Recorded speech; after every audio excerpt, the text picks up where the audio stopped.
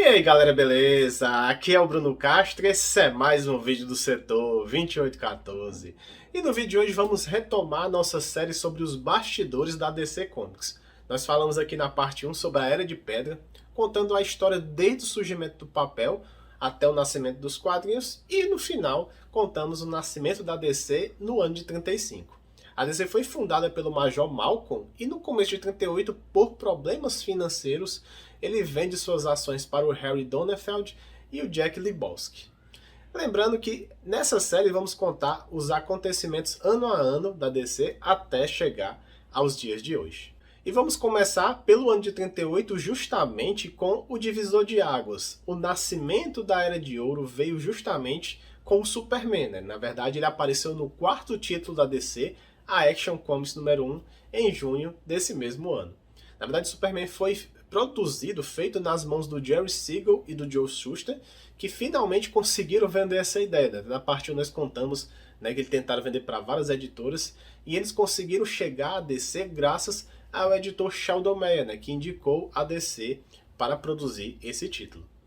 Outra mudança na editora é que nesse ano o artista Vince Sullivan, que fazia as capas das revistas nos anos anteriores, se tornou o único editor da DC esse ano. Então ele foi meio que o responsável, né, como editor pelo sucesso Superman. O Sullivan ele nunca esperava que o Superman fosse um sucesso de imediato. É tanto que as pessoas sentiram até falta do Superman na capa da segunda edição. Ele, na verdade, o Superman só voltou a aparecer na capa a partir da Action Comics número 7. Daí ele não saiu mais. Além de Superman, a Lois Lane também surgiu nessa mesma revista, né, que é uma personagem tão importante quanto o Homem de Aço. E em outra história também, na Action Comics número 1, surgiu o Mago Zatara, né, que foi inspirado no mágico Mandrake e é o futuro pai da Zatanna. Ainda nesse mesmo ano surgiu o Jimmy Olsen, né, que é do núcleo do Superman, que na verdade ele começou sendo um office boy. E também, inspirado no herói Besouro Verde, surgiu o primeiro herói mascarado da DC, que foi o Vingador Escarlate, né, que viria a fazer parte dos 7 Soldados da Vitória alguns anos depois. E mais uma vez temos uma mudança de nome em uma HQ. A revista que lá no início começou como New Comics, depois se tornou New Adventure Comics, se torna agora somente Adventure Comics a partir do número 32, e continua com esse número até o seu final, após mais de 500 edições. Entrando agora no ano de 39, a DC queria fazer um outro sucesso que nem foi o Superman. Foi aí, né, que o Jack Lebowski ele fez uma parceria com um cara chamado Max Gaines. Né? O Max Gaines foi até importante porque foi ele que trouxe o Sheldon Mayer para a DC. Daí eles decidiram lançar uma nova linha de revistas sobre o selo da editora All America. Na verdade, a All America e a DC eram companhias separadas, mas tinham uma boa relação e até compartilhavam vários dos seus personagens em suas revistas. E foi daí que surgiram alguns títulos, né? Mas o mais importante nesse ano foi a All American Comics. E o sucesso Superman continuou, né? Na verdade, esse ano ele ganhou uma revista própria, até ele foi o primeiro personagem a ganhar essa revista, e lá contou pouco mais de detalhes sobre a sua origem. Mas isso não foi suficiente, porque ele também começou a aparecer em tirinhas de jornais. E foi justamente nessas tirinhas que os autores fizeram a mudança, né, de Estrela Diária para Planeta Diário. Aproveitando o hype do Superman, outras editoras introduziram heróis com trajes. Na verdade, na Quality Comics surgiu o Dollman e também surgiu o primeiro Besouro Azul, o Dan Garrett, que não era da Charlton, né? A Charlton só adquiriu ele nos anos 50. Na verdade, nessa época ele pertencia a um cara chamado Victor Fox. E você sabe qual foi o primeiro crossover de personagens da DC? Aconteceu nesse ano de 39, quando o personagem Biff Bronson, que era da Morphin Comics, ele enfrentou o Soco Strong em uma luta lá na Adventure Comics, né, na verdade número 45. E que outros personagens também surgiram em 39, né? Vale citar aqui o Sandman, né, que surgiu numa revista chamada New York World's Fair, e deixamos para o último o mais importante, né, que foi assim, foi o editor Vince Sullivan que conseguiu contratar a dupla Bill Finger e Bob Kane, né, que foram os responsáveis pela criação do Batman na Detective Comics número 27. E o Batman foi justamente o segundo grande sucesso que a DC conseguiu. Outras curiosidades que vale a pena citar é que na Detective Comics número 33 podemos ver pela primeira vez a origem do Batman. E na Action Comics número 18 o Superman ganha a visão de raio-x. E outra curiosidade, né, que um antigo editor da DC, chamado Lloyd Jackets, ele faz a primeira revista da editora Timely Comics, intitulada Marvel Comics. E foi daí que surgiu o Tocha Humana, né, na verdade o Tocha Humana original, e o Namor. Na verdade a Timely, ela era a antiga Marvel, só virou Marvel nos anos 60, então se eu falar Marvel ou Timely, vocês vão entender que é a mesma empresa. Partindo agora para o ano seguinte, né, quando começou a década de 40, já estávamos no auge da Segunda Guerra Mundial.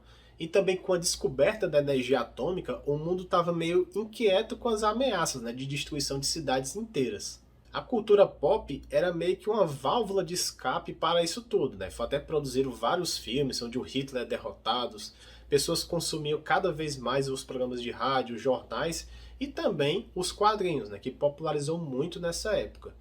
Por conta do sucesso de Superman e Batman, a DC decidiu investir mais na criação de histórias, né? Na verdade, esse ano de 40 foi praticamente o boom da criação de novos personagens. Podemos até dizer que foi o ano de nascimento do universo DC, porque vários personagens faziam crossovers, né, na verdade, entre eles. O Batman também já teve uma mudança nesse ano, porque na Detective Comics número 38, ele deixou de ser um vigilante mais sombrio, né, que como ele começou sendo assim, e passou a ser uma figura mais paterna, né, porque eles tentaram humanizar mais o personagem com a chegada do Dick Grayson como Robin. O Dick, na verdade, era até uma criança, né, de 10 anos, e virou justamente o ajudante do Batman no combate ao crime, né. Eles fizeram justamente isso para as crianças se identificarem mais com o personagem. E como não poderia ser diferente, o Batman ele ganha também uma revista solo, né? Na verdade a Batman número 1 é até importante que aparece justamente o Coringa e a Mulher Gato nessa primeira edição. E no núcleo do Batman ainda vale a pena mencionar que na Detective Comics surge a primeira versão do Cara de Barro. Falando em vilões, o Luthor foi também criado nesse mesmo ano nas revistas Superman, até fizemos um vídeo aqui próprio para essa primeira versão dele também. E também o Perry Wright apareceu, ele substituiu o George Taylor nesses anos. Além disso, o Superman ganhou um programa de rádio de bastante sucesso. No rádio, o Jimmy Olsen não era um office boy, ele já era um repórter júnior, e isso influenciou nos quadrinhos no ano seguinte. Na verdade, essa foi a primeira de muitas influências que as outras mídias iam trazer para os quadrinhos. O Vince Sullivan ele sai da DC esse ano e retorna o Whitney Wellsworth. E com ele que vem, justamente que eu falei, essa explosão de personagens criados, né? E vale a pena citar desses personagens, foi a criação do Flash Jay Garrick, que foi criado justamente pelo Gardner Fox, outro cara muito importante na DC. E na mesma edição, ele criou o Gavião Negro, né, que nessa versão ele ficou conhecido aqui no Brasil como o Falcão da Noite. E também criou o Johnny Trovoada e seu companheiro mágico, o Thunderbolt. O Espectro ele foi criado pelo Jerry Siegel e o Bernard Bailey, né, na Morphin número 52, nós até comentamos aqui no vídeo aqui acima também.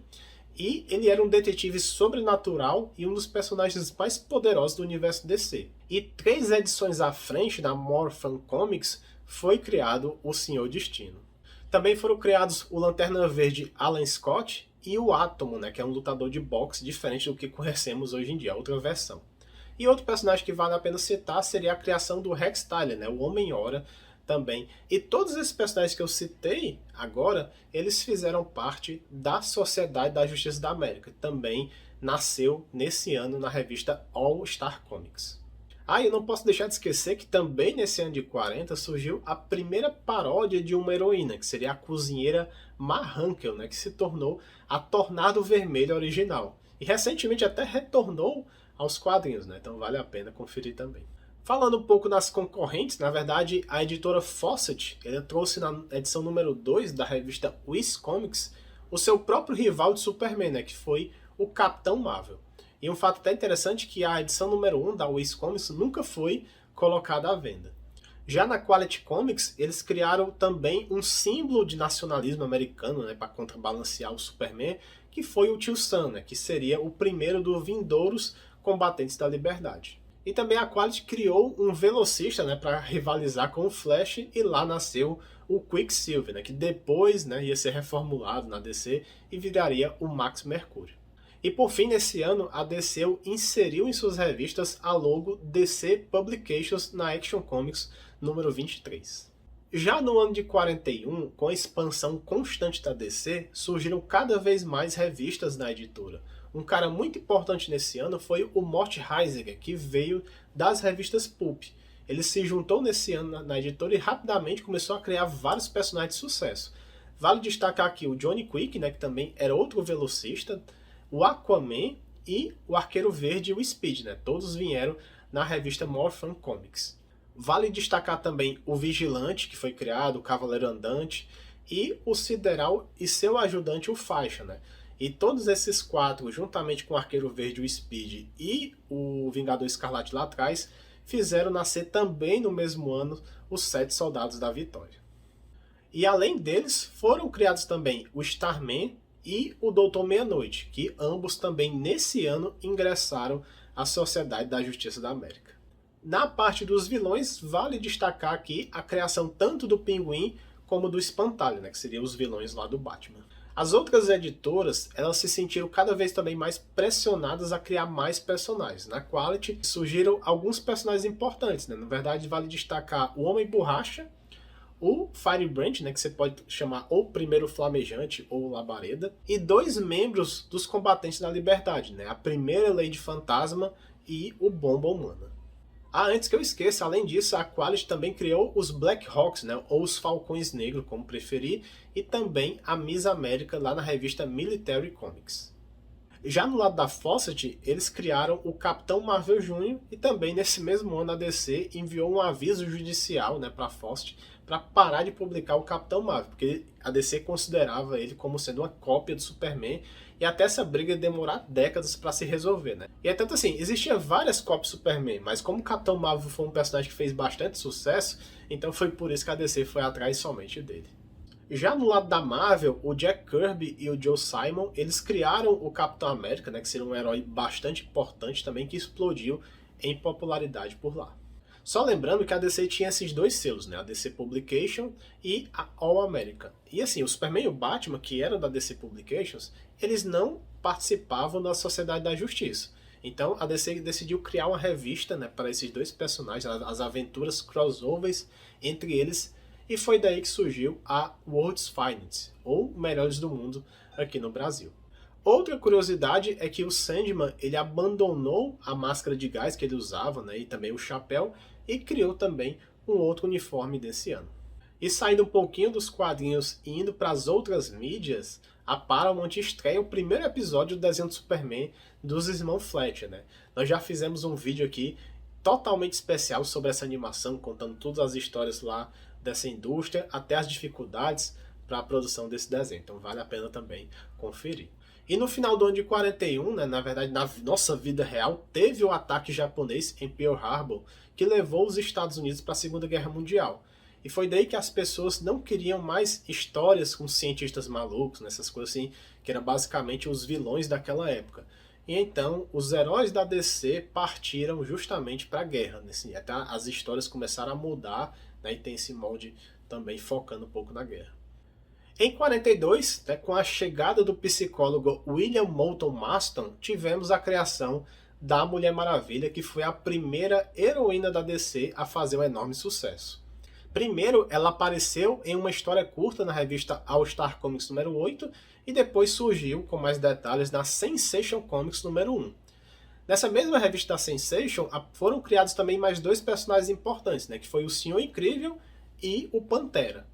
E esse psicólogo, né, o Marston, ele foi o inventor do detector de mentiras e foi justamente daí que ele teve a inspiração para o Laço da Verdade da Mulher Maravilha. E também o Jack Kirby e o John Simon, eles saem da Marvel e foram para a DC pela primeira vez. Vale aqui destacar alguns personagens que eles trabalharam, né? Eles trabalharam com Sandman, trabalhavam também na revista do Sideral. Lá também eles criaram o personagem Caçador, ou Manhunter, como preferirem. Também criaram o primeiro Guardião, né, que era o Jim Harper. E também o Boys Commandos, né, que seria um grupo de militares vindo de um orfanato. Essa primeira passagem do Kirby pela DC, ela na verdade foi bem rápida, porque logo no final do ano ele foi convocado para a guerra.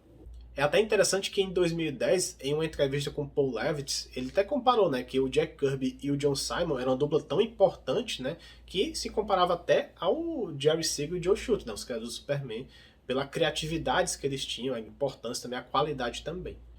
Nesse ano de 42 foram criados alguns vilões, né? Da Detective Comics número 66 foi criado Duas Caras, depois veio o Trapaceiro em uma das revistas da Action Comics, né? Que o Trapaceiro aqui seria um vilão do Superman.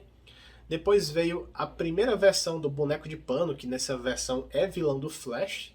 E também o Penumbra, né? Que está tendo um bom destaque na segunda temporada da Stargirl. E como curiosidade, o Superman decidiu entrar na guerra, na edição Superman número 15, e vemos que se ele existisse, a guerra acabaria muito rápido. E até também o Zatara tem uma revista também que ele usa sua mágica para acabar com a guerra. Então que pena que não teríamos esses heróis para acabar com tudo, né?